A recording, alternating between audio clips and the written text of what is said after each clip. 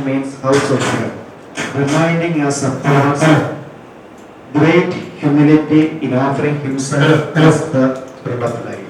I came to understand how the perpetual ordinance of the Passover is celebrated. Bethlehem, a town near Jerusalem, was formed for the specific purpose of guarding sheep that were meant for the sacrifice of the Old Covenant. So shepherds lived with their families, taking care of literally thousands and thousands of male, unblemished lambs for the animal sacrifice in the temple of Jerusalem.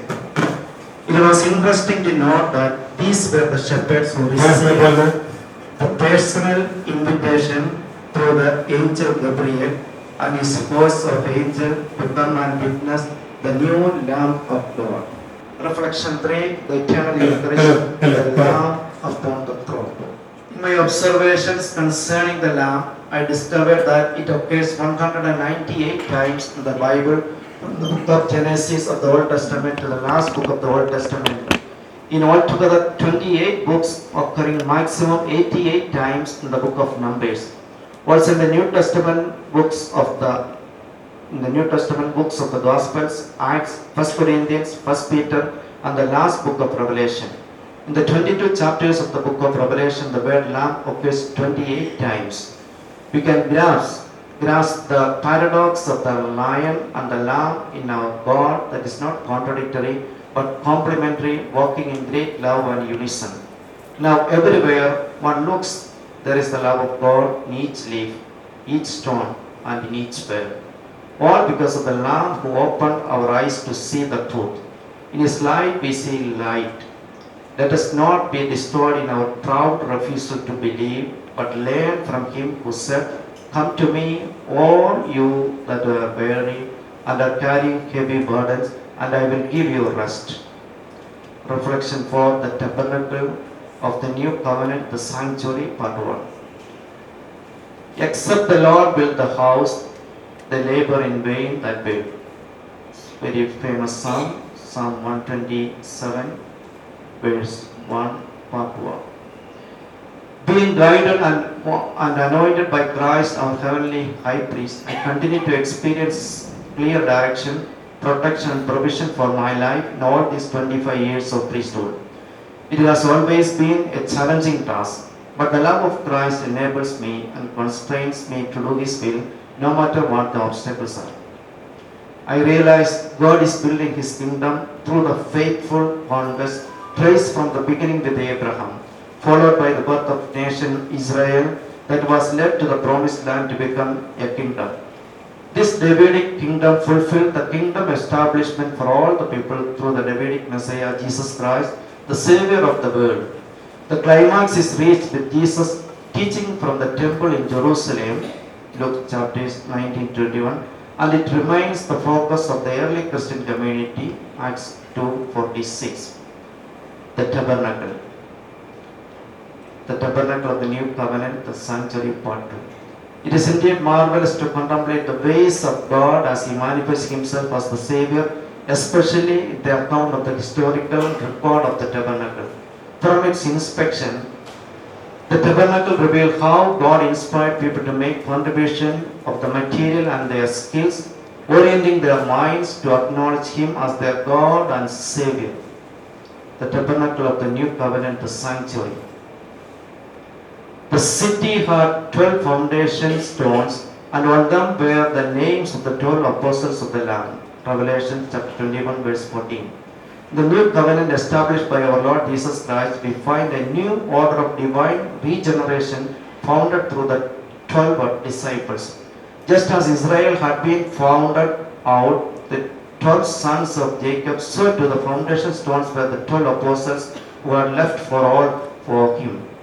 They would receive the glory as the patriarchs of the new order. Reflecting on the overabounding, immensely rich tradition of 2000 years of Christianity, rooted and built upon the Old Testament history, I, as a priest, am greatly blessed to be able to put on record my thoughts for one and all. In the great love and mercy that I experienced through Christ, I felt a great urge to uplift the spiritual environment of the people. One of the ways, tangible and significant, being in the renovation of the sanctuary of my parish, I embarked on the project of making it a reality. These are the uh,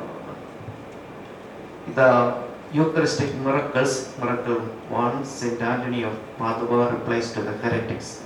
Saint Anthony's role in preserving the church from heretics illustrates the word from Revelation 8:4.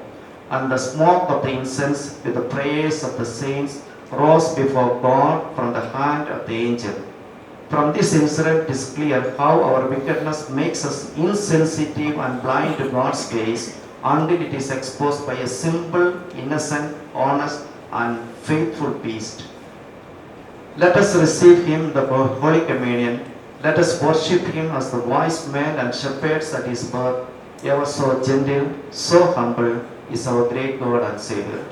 If men are silent, nature itself will cry out and proclaim his divinity. Stones are hard, but if they would cry out, how much harder must be the hearts of men in their unbelief. Second miracle, Eucharistic miracle, which is happened in Luciano. Considering these amazing accounts, I am truly convinced that the greatest everyday miracle of the Eucharist is the most outstanding reality ever facing us. Here, Jesus Christ humbly assumes the appearance of bread and wine as a sign of Heavenly Father's unwillingness to be physically separated from his children. There is a tendency in human nature to take the love and compassion and mercy of our God for granted. Many have not appreciated God's presence in the Eucharist. Many have unworthily received it with doubts and indifference. For these reasons, the Lord has had to prove his presence by performing Eucharistic miracles that subjected scientific investigations affirm our faith with astounding conclusions. This is the third Eucharistic miracle, the recent one, which happened in Buenos Aires, where our present Pope was the Cardinal and Archbishop. In the early church, the Eucharist was known as the medicine of immortality, and it is amazing to know how even through modern scientific investigations it is confirmed. Jesus, when he instituted it, he spoke the language of love, which we have to learn afresh if we are to live our lives in the family of God today. Unlike physical nourishment, the Eucharist is different, very different. When we receive plants and animals in a meal, we assimilate it into our bodies, but when we receive our Lord in the Blessed Sacrament, it might be poor to say that he assimilates us to his body and he makes us one with himself, one flesh and one spirit. Thus, to receive Holy Communion is to be assimilated into the body of Christ. Reflection 8. Dagon defeated other version of the Holy Eucharist. The ark of God that prefigures the Eucharistic Christ illustrates the power of the Blessed Sacrament in defeating the Dagon of our lives. The amazing account of the Dagon defeated is recorded in the first book of Samuel, chapter 5. The Ark of the Covenant of the Lord was always placed in the Holy of Holies. Only the high priest entered this place once a year. But in the above incident, God proved that he is the one who takes care of his people and not the other way around. I rejoice in the eternal presence of the Eucharistic Lord in our midst in the form of the host enthroned in the monstrance for our perpetual adoration.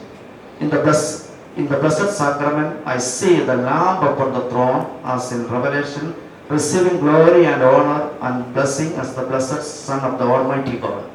His presence in our midst is a merciful, salvific presence in infinite love and eternal humility of a self-giving God.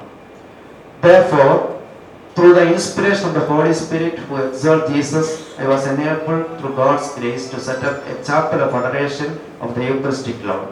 I believe that just as the Ark of the Covenant was embodied and glorified in Christ, the living Ark of God, the power of humility incarnate, will topple all that is against God, including all the proud heads of Dagon in our lives, and each one of us will be able to overcome all negativity to welcome his kingdom on earth.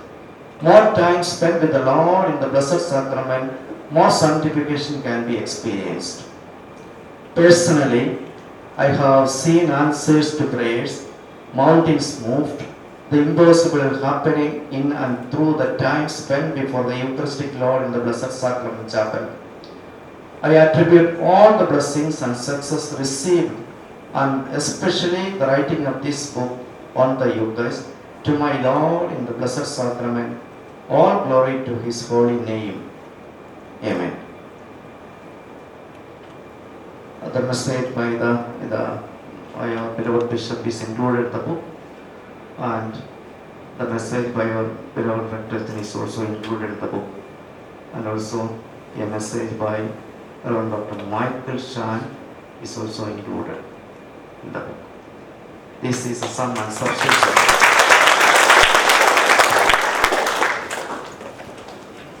വിശ്വാസികളുടെ എല്ലാ സൂക്ഷ്മാംശവും ചേർന്ന തന്മാത്രയാണ് അഭിവന്യ മാർ ആന്റണി കരിയിൽ പിതാവ്.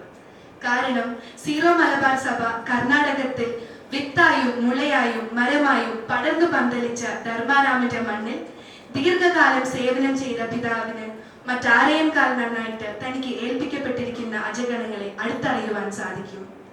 ആടുകളുടെ മണമുള്ള ഇടയന്മാരാകുവാൻ പരിശുദ്ധ പിതാവിന്റെ ആഹ്വാനത്തിന് ചെവി കൊടുത്തുകൊണ്ട് മാണ്ഡ്യ രൂപതയ്ക്കും വിശ്വാസ സമൂഹത്തിനും ഓജസ്സും തേജസ്സും പകർന്ന് പുതിയ ഉയരത്തിലേക്ക് രൂപതയെ നയിക്കുന്ന അഭിവന്യ പിതാവിനെ ആശംസാ പ്രസംഗത്തിനായും പുസ്തകം പ്രകാശനം ചെയ്യുന്നതിനായും സാദരം ക്ഷണിക്കുന്നു. ഇന്നത്തെ ഈ കൂട്ടായ്മയുടെ കേന്ദ്രബിന്ദുവായ വികാരി ബഹുമാനപ്പെട്ട തോമസ് കല്ലുകളമച്ചൻ, നമ്മുടെ സിബിച്ചൻ, മണ്ഡ്യ രൂപതയുടെ ചാൻസലർ ജോമോൻ കോലഞ്ചേരി അച്ഛൻ, മറ്റ് ബഹുമാനപ്പെട്ട വൈദികരെ, സിസ്റ്റേഴ്സ്, പ്രിയ സഹോദരി സഹോദരന്മാരെ, കല്ലുകളമച്ചൻ്റെ സേവ്യർ സീൻ എന്ന ഗ്രന്ഥം പ്രകാശനം ചെയ്യുന്ന ഈ അവസരത്തിൽ നിങ്ങളോടൊപ്പം ആയിരിക്കുന്നതിന്, അദ്ദേഹത്തിൻ്റെ ഈ പുസ്തകത്തെക്കുറിച്ച് ഒരു ആശംസ നിങ്ങളുമായിട്ട് പങ്കുവയ്ക്കുന്നതിൽ എനിക്ക് വളരെയധികം സന്തോഷമുണ്ട്. കല്ലുകളമച്ചനെ ഏകദേശം 30-35 വർഷം എനിക്ക് പരിചയമുണ്ട്. അദ്ദേഹം ധർമാരാം കോളേജിൽ ഒരു ശമാശനായിരുന്നപ്പോൾ മുതൽ അടുത്ത് പരിചയമുള്ള ഒരു വ്യക്തിയാണ് കല്ലുകളമച്ചൻ. പട്ടമേറ്റതിന് ശേഷം അദ്ദേഹം അജപാലന ശുശ്രൂഷ രംഗത്ത് ജോലി ചെയ്തിരുന്ന അവസരത്തിലും പലപ്പോഴും ആ സൗഹൃദം പുതുക്കുന്നതിന് സാധിച്ചിട്ടുമുണ്ട്.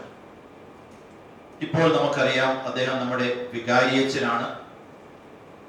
മണ്ഡ്യ രൂപതയിലെ സെന്റ് തോമസ് പാരിഷ് ആണല്ലോ ഏറ്റവും വലിയ ഇടവക പള്ളി, ഫൊറോന പള്ളി. അതുപോലെ ബാംഗ്ലൂരിലുള്ള ആദ്യത്തെ സീറോ മലബാർ പള്ളി. അതുകൊണ്ട് തന്നെ ആവശ്യത്തിന് പണി അദ്ദേഹത്തിനുണ്ട് എന്ന് നമുക്കറിയാം. അതോടൊപ്പം രൂപതയിലെ പല പരിപാടികളും അദ്ദേഹം നേതൃത്വം കൊടുക്കുന്നുണ്ട്. രൂപതയിലെ കൺസൾട്ടേഴ്സിൽ ഒരാളാണ് അദ്ദേഹം. ബൈബിൾ കാറ്റക്കിസിസ് കമ്മീഷന്റെ സെക്രട്ടറിയാണ്. ദീപികയുടെ റീജിയണൽ ഡയറക്ടറാണ്. അങ്ങനെ നോക്കുമ്പോൾ ആവശ്യത്തിലും അധികം ജോലി. പക്ഷേ ആ ജോലി തിരക്കുകളുടെ ഇടയിൽ തന്റെ പൗരോഹിത്യ ശുശ്രൂഷയുടെ സിൽവർ ജൂബിലി, ഇതുപോലെ മനോഹരമായ ഒരു സമ്മാനം നമുക്ക് നൽകിക്കൊണ്ട് ആഘോഷിക്കാം എന്ന് അദ്ദേഹം വിചാരിച്ചപ്പോൾ തീർച്ചയായിട്ടും നാം അദ്ദേഹത്തെ അഭിനന്ദിക്കുക തന്നെ വേണം. അതുകൊണ്ട് അദ്ദേഹം മണ്ഡ്യ രൂപതയ്ക്ക്, ഈ സെന്റ് തോമസ് ഇടവക പള്ളിക്ക് ചെയ്യുന്ന സേവനങ്ങൾ നന്ദിപൂർവ്വം അനുസ്മരിക്കുന്നതോടൊപ്പം മനോഹരമായ ഈ ബുക്ക് രചിച്ചതിൽ നിങ്ങളുടെ എല്ലാവരുടെയും നാമത്തിൽ കല്ലുകളമച്ച അഭിനന്ദനങ്ങൾ.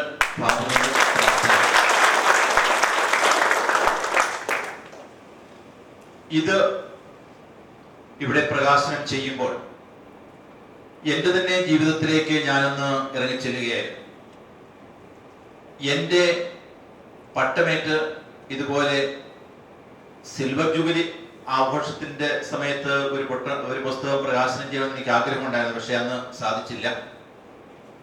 അതുകൊണ്ട് ഏറ്റവും നല്ലൊരു അവസരം നോക്കി പട്ടമേറ്റ് 33 വർഷം കഴിഞ്ഞപ്പോൾ, 33 എന്ന് അറിഞ്ഞാൽ നമുക്കറിയാം യേശു ഈ ലോകത്തിൽ 33 വർഷം ജീവിച്ചു. ആ അവസരത്തിൽ ഞാൻ പല പ്രാവശ്യം പല സ്ഥലങ്ങളിൽ എഴുതിയിട്ടുള്ള ലേഖനങ്ങൾ, പങ്കുവച്ചിട്ടുള്ള ആശയങ്ങൾ ഇതെല്ലാം സമാഹരിച്ചുകൊണ്ട്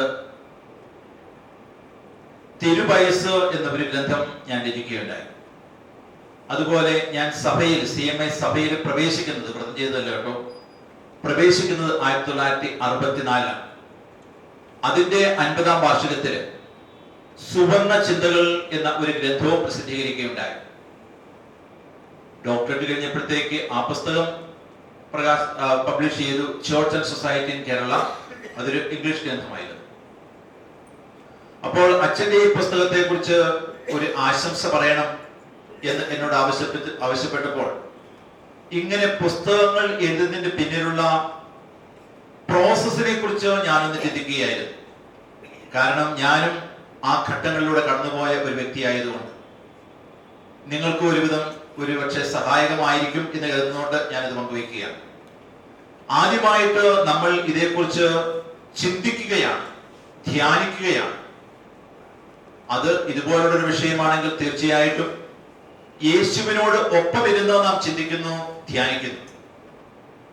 അതിനുശേഷം നാം ഇത് മറ്റുള്ളവരുമായിട്ട് പങ്കുവയ്ക്കുന്നു. അത് പല വിധത്തിലായിരിക്കാം. ഒരുപക്ഷെ ചർച്ചകളിലൂടെ ആയിരിക്കാം, അല്ലെങ്കിൽ നാം നടത്തുന്ന ഒരു പ്രസംഗത്തിലൂടെ ആയിരിക്കാം. ഇവിടെ അധ്യാപകർ പലരും, ജോയ്പുല സാറിനെ പോലെ, ജെയിംസ് സാറിനെ പോലെ പല അധ്യാപകരുണ്ട്. ഒത്തിരി പേരുണ്ട് കേട്ടോ, ടോമി സാർ, ഇങ്ങനെ പലരും എന്റെ സഹപ്രവർത്തകര്. അപ്പോൾ പഠിപ്പിക്കുന്നത് വഴിയായിരിക്കാം നമ്മൾ മറ്റുള്ളവരുമായിട്ട് പങ്കുവയ്ക്കുന്നത്. ഇതുവഴിയായിട്ട് നാം നമ്മുടെ ആശയങ്ങൾ കുറച്ചുകൂടി ആർട്ടിക്കുലേറ്റ് ചെയ്യുകയാണ്. കൃത്യമായി ആർട്ടിക്കുലേറ്റ് ചെയ്യുമ്പോൾ പിന്നെ നമ്മൾ എഴുതി തുടങ്ങും. ആദ്യത്തെ ഡ്രാഫ്റ്റ്, പിന്നെ ഒരു ഡ്രാഫ്റ്റ്, പല ഡ്രാഫ്റ്റ്, പിന്നെ ഇതുമായിട്ട് ബന്ധപ്പെട്ട ആളുകളെ നമ്മൾ ഇതൊന്ന് കാണിച്ച് ഒന്ന് എഡിറ്റ് ചെയ്യിക്കുന്നു. അതിനുശേഷമാണ് ഒരു ബുക്കിന്റെ രൂപത്തിൽ വരുന്നത്. അദ്ദേഹം തന്നെ പറയുകയുണ്ടായി, ഏകദേശം 1 വർഷം എടുത്ത് ഒരു പുസ്തക രൂപത്തിലാക്കാനെന്ന്. അത് പുസ്തകം എഴുതിയിട്ടുള്ളവർ പലരിവിടെ ഉണ്ട്. അല്ലാത്തവർക്കും ഇതൊരു മാർഗദീപമായിരിക്കട്ടെ. അദ്ദേഹത്തിന്റെ ഈ പുസ്തകം നമുക്കൊരു പ്രചോദനമായി തീരട്ടെ എന്ന് ഞാൻ ആശംസിക്കുകയാണ്. ഈ പുസ്തകത്തിന്റെ കണ്ടന്റ് ഇനി അതേക്കുറിച്ച് ഞാൻ അധികം പറയേണ്ട ആവശ്യമില്ല. വളരെ വിശദമായിട്ട് അദ്ദേഹം നമുക്ക് വിവരിച്ചു തന്നു കഴിഞ്ഞു. ഇന്ന് വിശുദ്ധ കുർബാനയുടെ തിരുനാൾ. വിശുദ്ധ കുർബാനയുടെ തിരുനാൾ ദിവസം തന്നെ ഈ പുസ്തകം പ്രകാശനം ചെയ്യുക, അതും ഒരു ദൈവിക ഇടപെടലിന്റെ അടയാളമായിട്ട് നമുക്ക് മനസ്സിലാക്കാം. വളരെയധികം പ്രവർത്തനങ്ങൾ ചെയ്യുന്ന ഒരു വ്യക്തിയാണ് ബഹുമാനപ്പെട്ട തോമസ് കല്ലുകളമച്ചൻ. അതിന് അദ്ദേഹത്തിന് ശക്തി ലഭിക്കുന്നത് തന്റെ ആധ്യാത്മിക ജീവിതത്തിൽ നിന്നാണ്. പ്രത്യേകിച്ച് ദീപികാരുടെ സന്നിധിയിലിരുന്ന് ഉള്ള അദ്ദേഹത്തിന്റെ പ്രാർത്ഥന, ദീപികാരുടെ നാഥനുമായുള്ള അദ്ദേഹത്തിന്റെ ഐക്യം, ഇതൊക്കെ വഴിയായിട്ടാണ് അദ്ദേഹത്തിന് ഇതിന് ശക്തി സംഭരിക്കുന്നത്. ആ ശക്തിയിൽ നിന്ന് കിട്ടിയിട്ടുള്ള പ്രചോദനം നമ്മളുമായിട്ട് പങ്കുവച്ചിരിക്കുകയാണ് ഈ പുസ്തകത്തിൽ. യേശു തന്റെ ശരീരവും രക്തവും നമ്മുടെ ഭക്ഷണപാനീയങ്ങളായി തരുന്ന ആ രംഗം യോഹന്നാന്റെ സുവിശേഷം 6-ാം അധ്യായത്തിൽ നാം വായിക്കുന്നുണ്ട്. അത് പറഞ്ഞപ്പോൾ യഹൂദന്മാർക്ക് അതങ്ങ് ദഹിച്ചില്ല. പലരും പെറുപിറുക്കുവാൻ തുടങ്ങി. ഇത് കേട്ടപ്പോൾ ഇത് കഠിനമാണ്, ഇത് ഞങ്ങൾക്ക് സ്വീകരിക്കുവാൻ സാധിക്കുന്നില്ല എന്ന് പറഞ്ഞ് അവിടുത്തെ അനുധാവനം ചെയ്തിരുന്ന ചില ശിഷ്യന്മാര് അവിടുത്തെ ഉപേക്ഷിച്ചു പോവുകയും പിന്നെ അവരാരും പിന്നെ അവിടത്തോടൊപ്പം അവിടുത്തെ ശിഷ്യന്മാരായിട്ട് വന്നു ചേർന്നില്ല എന്നൊക്കെ നാം സുവിശേഷത്തിൽ വായിക്കുന്നുണ്ട്. ഇത്രയൊക്കെ ആയപ്പോഴത്തേക്ക് യേശു അവരോട് ചോദിക്കുകയുണ്ടായി, തന്നെ അനുധാവനം ചെയ്യുന്ന ആ 12 ശിഷ്യന്മാരോട് ചോദിക്കുകയുണ്ടായി, നിങ്ങളുടെ കാര്യം എന്താണ്? നിങ്ങൾക്ക് ബുദ്ധിമുട്ടാകും ഞാൻ പറഞ്ഞത്, നിങ്ങൾക്ക് വേണമെങ്കിൽ പോകാം. അപ്പോൾ അവരുടെ പ്രതിനിധിയായിട്ട് ശിമയോൻ പത്രോസ് ഉടനെ പറയുകയാണ്, നാഥാ, ഞങ്ങളെങ്ങും പോകുന്നില്ല. നിത്യജീവന്റെ വചനം അങ്ങയിലുണ്ട്. അതുകൊണ്ട് അങ്ങയോടൊപ്പം എപ്പോഴും ആയിരിക്കുവാനായിട്ട് ഞങ്ങൾ ആഗ്രഹിക്കുന്നു. ഞങ്ങൾ എപ്പോഴും അങ്ങയോടൊപ്പം ഉണ്ടായിരിക്കും. നമ്മുടെ വിശ്വാസത്തെ മുന്നോട്ട് കൊണ്ടുപോകുന്നത് നമുക്കറിയാം, യേശുവിന്റെ ഈ വചനങ്ങൾ തന്നെയാണ്. നമ്മുടെ നശ്വരമായ ഈ ജീവിതം കഴിഞ്ഞിട്ട് അനശ്വരമായ ഒരു നിത്യജീവനിലേക്ക് നാം കടക്കും. ആ നിത്യജീവൻ യേശു തന്നെയാണ്. ഞാനാണ് ജീവൻ, ഞാനാണ് സത്യം, ഞാനാണ് പ്രകാശം എന്ന് പറയുന്ന ആ യേശു തന്നെയാണ് നമുക്ക് ജീവൻ പ്രദാനം ചെയ്യുന്നത് എന്ന് നാം ദൃഢമായി വിശ്വസിക്കുന്നു. ആ വിശ്വാസത്തിൽ അതിന്റെ ആഴത്തിൽ അനുഭവിച്ചറിയുന്നതിന് തീർച്ചയായിട്ടും ഈ പുസ്തകം നമ്മെ സഹായിക്കും എന്നതിൽ തെല്ലും സംശയമില്ല. പ്രധാന ഭാഗങ്ങൾ അദ്ദേഹം നമ്മെ ഈ പവർ പോയിന്റ് പ്രസന്റേഷനിലൂടെ കാണിച്ചു തന്നു. മുഴുവനായിട്ടില്ല. സാധാരണ ധ്യാനവരികളൊക്കെ ചെയ്യുന്നതാണ്, കുറച്ച് കാര്യങ്ങൾ പറയും, ബാക്കി വേറെ വല്ലയിടത്തുകൊണ്ടായി എന്തെങ്കിലും പുസ്തകം വായിക്കുകയുള്ളൂ. അതുകൊണ്ട് പുസ്തകം വായിക്കുവാനുള്ള ഒരു പ്രചോദനം അദ്ദേഹം നമുക്ക് നൽകിയിട്ടുണ്ട്. ദിവ്യകാരണനാഥന് ആഴത്തിൽ അനുഭവിച്ചറിയുന്നതിന് ഈ പുസ്തകം നമുക്ക് സഹായകമായി തീരട്ടെ എന്ന് ഞാൻ ആശംസിക്കുകയാണ്. ബഹുമാനപ്പെട്ട കല്ലുകുളം അച്ഛന് നിങ്ങളുടെ എല്ലാവരുടെയും പേര് ഒരിക്കൽ കൂടി അനുമോദനങ്ങൾ, ഭാവങ്ങൾ, മംഗളങ്ങൾ നേർന്നുകൊണ്ട് നിങ്ങളുടെ എല്ലാവരുടെയും അനുവാദത്തോടും അംഗീകാരത്തോടും കൂടി ഈ ബുക്ക് ഞാൻ റിലീസ് ചെയ്യുകയാണ്.